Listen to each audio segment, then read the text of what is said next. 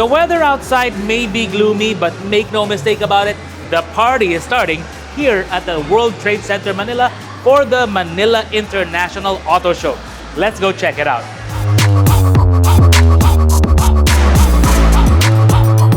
Historically speaking, Ford has been one of the biggest draws of any motor show here in the Philippines. And they're making their big motor show return at the Manila International Auto Show this 2023. And it's a good thing too. They've got their new generation models on display. You have the new generation Ford Ranger as well as the new generation Ford Everest. But the big draw is right here. This is the new generation Ford Territory. Now, I did take you on a walk around of the Titanium X variant of this, but they've also got the titanium version on display. The prices of these start at 1.335 million all the way up to 1.599 million for the all bells and whistles Titanium X version. I suggest you go on over to the Manila International Auto Show and check out both versions of the vehicle for yourself. But there is something that everyone's been missing. It's right up there. That's the new generation Ford Ranger Raptor. They're not launching it yet, but we're getting a peek of it right now. At the 2022 Manila International Auto Show, Peugeot made their big debut here in the Philippines. But now it's time for them to push forward. They do have their 2008, 3008, 5008, and Traveler van all on display. They even expanded the lineup of the 3008 and the 5008 with new active and allure variants depending on what you want. But what's really special here is right over here. This is the Peugeot E2008. And if you look closer, look at that engine bay. Actually, we can't call it engine bay anymore. There is no engine. This is an electric vehicle. Anytime you see orange on any power pack under the hood, that really means electric or hybrids. In the case of this one, electric. The range of this one is just over 300 kilometers overall realistic range under the WLTP cycle. But depending on how you drive, it may even be more. 2023 is a very important year for Mitsubishi Motors because it's their 60th year here in the Philippines. Yes, they've been here since 1963. Now, what they're showing at the Manila International Auto Show this year are a few different concepts, the different sides of their brand. For example, they have a glamping concept right here. They also have the Rally Art truck over there based on the Mitsubishi Strada or Triton. That one just won the Asia Cross Country Rally just a few months ago. But over there, we have the new Expander Cross. We also have the heritage of Mitsubishi here in the Philippines because we've got the Pajero Generation 2, yes, the classic, as well as the Mitsubishi Lancer, the box type, both of which look very, very pristine. Based on the many comments we've been getting on all our articles and our videos, you guys are really, really interested in Changan. And why wouldn't you be? The price point is really fantastic. Like for the Changan Alsvin, the price point of this from 654 up to just under 800 is very, very good.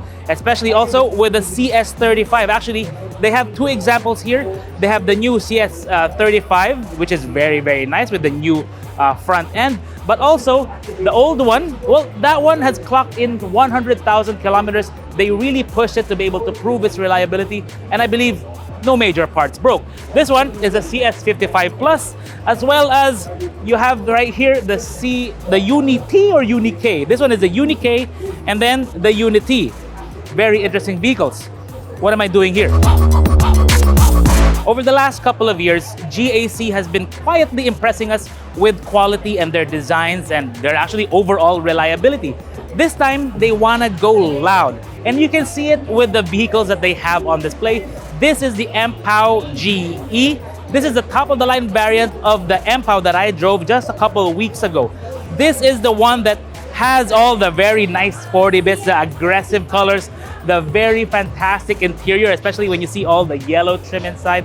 It looks really, really good. The other one is another vehicle we also took a look at very recently. This is the new GS8, actually the new generation GS8. They actually have the engine running in here. They should not do that. But look at the front of the vehicle. Look at the grille. Look at the emblems, the headlights. These are very striking, by the way. But more importantly, it's in a size that a lot of people really like. This is a mid-size SUV. And when you look at it over there, it's a 3-row SUV. So you're able to seat 7 people inside, 2, 3, and 2. Perfect for your everyday driving. And of course, being a crossover is not as tall as many, let's say, body-on-frame SUVs. The ground clearance isn't too high. And what that gives you is a vehicle that's very friendly for the elderly. But what's really cool here at the GAC booth is over here.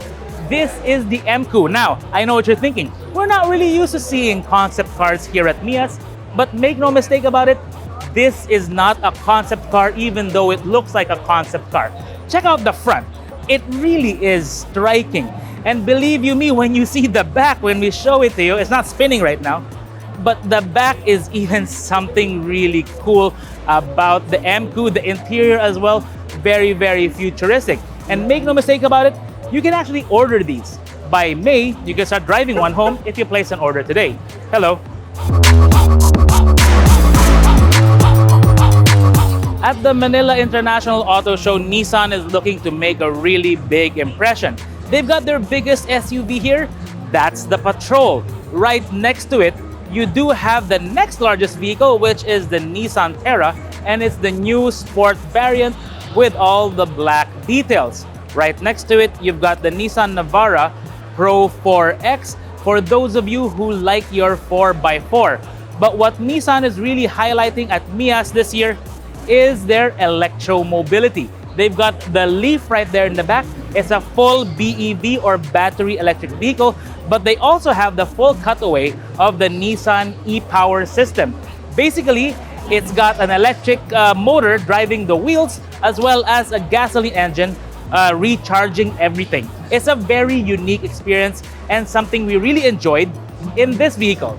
This is the Nissan Kicks e-Power, and really it is one of the best vehicles on the market right now because it offers you the experience of an EV with the convenience of a hybrid. You don't have to charge this car, you can just fuel up and go and enjoy and be on your way. If there's an award for Best Motor Show Booth here at MIAS, I think we can all agree that MG is a very strong contender because they have a big display and they have a very unique display. They have the ZS, they have the ZST, they have the MG5, they have the MGHS, they even have the classic MG GT as well as the new MG GT. That's something that's really good about what MG is doing here in the Philippines. They're making a big splash. They're making their presence felt, and they also have a good coffee, a good cup of coffee over here. But if you check out what they have on display, you can actually see it all, try it all out for yourselves, and also try and test drive it outside. A real newcomer to the Philippines and to the Manila International Auto Show is Jetour. It's actually one of the sub-brands of Chery, and they really want to make a big impression here. They've got the huge X70 Plus on display. It costs it's actually a very reasonable price of just around 1.5 million. But the one we're really interested in is right over here. This is the ice cream EV. And if our calculations are correct, and probably is, this is now the cheapest EV in the Philippine market at 699,000. So just under 700,000, you have an electric vehicle, and it seems you have an assortment of colors. You have kind of pink, carnation, then you have silver, green, and purple. Pretty cool. It's like a little smart car, but very attractively priced. They also have the Jetour Dashing over there, if you can get past it. The Jetour Dashing is a very interesting crossover SUV because look at the front. It really does remind me of something like, let's say, a Lamborghini, but really shrunken. It's a very interesting look and very, very nice color. Over here, we've got the X70 Sport. It's a smaller version of the one we tried out over there. And as you can see, given the number of people at the Jetour booth, a lot of people really are interested in what they have to offer. See here, X70 Sport, and here, another example of the Dashing, and in a really nice shade of red. Of the many Chinese auto brands already active in the Philippines, BYD has actually been here for 10 years. But for the 2023 Manila International Auto Show, they're going for something different because if you look at all the models here, none of them have an engine. These are all EVs. This is a Tang EV. It's got over 500 horsepower. It is a 7-seater SUV, and it is very, very quick. Right over here, this is very interesting. This is the Han EV. It's got a lot of power, pretty much the same as this one, but it's really more of a sports sedan kind of thing. It is something you will enjoy driving around. It's also got Brembo brakes, just like the Tang. But the cutest one here, right over here. This is the BYD Dolphin. Now, the BYD Dolphin, it costs around 1.7 million, and it's got a range of up to 400 kilometers. I know a lot of you guys would be very interested in a vehicle like this.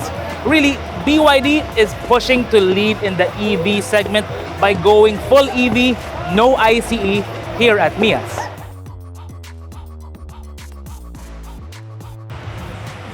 At MIAS, Foton really has a lot of models on display, 4 of them actually. 2 right beside me, and you have the Foton Tornado and the Foton Thunder. Whichever you want to try out, whether it's for business or for adventure, well, you've got it here at Foton. We've seen GWM in the Philippines before in many shapes and forms, but never like this one. This time they're offering Haval with the Jolion as well as the H6. They've also got the GWM Cannon, a pretty large pickup truck for its class and for its price, most definitely. But GWM is also offering purely hybrid for the H6 and hybrid and ICE for the Jolion. If you want to know more about them, go check them out over here at MIAS and over at their new dealerships. In 2022, Hyundai was really getting restarted in the Philippines as a new national sales company. But in 2023, they're going full steam ahead. They've got everything on display here at MIAS. They have the Tucson, they have the Palisade, they have the Stargazer, they have the Staria. Basically everything, including their EVs. This, of course, is the Ioniq 5. I actually haven't driven it yet. I will drive it soon. But basically, it's kind of like an SUV crossover-ish, or maybe hatchback-ish, big hatchback, but with an electric vehicle platform. Same with this one. This is one of the most interesting cars on display here at the Hyundai booth. This is the Hyundai Ioniq 6. Actually, it's one of the most awarded cars on display here in the Manila International Auto Show because it's got World Car of the Year, World Electric Car of the Year, design. You know what? It's got World Title of Everything of the Year already. We don't have to read all of those for you. But this is not a launch. This is a preview. So they're still not going to launch this here in the Philippine market. They're still evaluating what their options are going to be. But from what we understand, it's going to be around the 4 million peso mark. Will that be something you'd be interested in? Let us know. If there's one thing that's really guiding Chery on their journey here in the Philippine market, it is when it comes to giving customers exactly what they want. Customers wanted better features, a more premium feel. They're delivering that with the Tigo 8 Pro, the Tigo 7 Pro, as well as the Tigo 5X Pro. But customers also want a bit of electrification. That's why they're giving them mild hybrids with the Tigo 5X Pro, as well as the Tigo 7 Pro. But if you're up for a plug-in hybrid experience, well, they've got that with a Tigo 8 Pro. Whichever way you go, Chery is giving you a taste of the future. Now, when will we see EVs from them? Well, maybe in the near future. Who knows? Geely has truly become a force to be reckoned with here in the Philippines because every model they've introduced, it's become a strong contender in its class. Think Coolray, think Ascara, think Okavango, think M Grand, and now we've got the GX3 Pro. They're actually not launching this model yet. This is still a preview, but based on the specs and everything else we know about it, it's going to be very interesting. It's got a 1.5 liter non-turbo engine, but it's a 4-cylinder. That means it's going to be fairly smooth. But what's also interesting about this vehicle is that it can have either a 5-speed manual or an 8-speed CVT with the Tiptronic Sport Mode function. That is something we're very interested in indeed. But we can't tell you the exact prices because we don't know what the exact price is yet. However, from what we understand, it's going to be around, or at least topping out at under 900,000, maybe a little bit less. If there is one constant with every Manila International Auto Show, it is Subaru. And this time they have a big display. They have the latest versions of the Forester, the XV, and in this case, the updated Subaru Outback. This is something you're really gonna enjoy if you want to go car camping, glamping, and the like. But also, they've updated one of their biggest models, actually their biggest model over here. It's the Subaru Evoltus. This is actually imported from the US, and they're offering more features, a new look, and really maintaining the price point of these vehicles for all their customers to enjoy. You can also look at the Forester over there, the WRX, the WRX Wagon, and the BRZ. So really, that's about it. This is the last brand out of this entire show. Finally, let's go have dinner.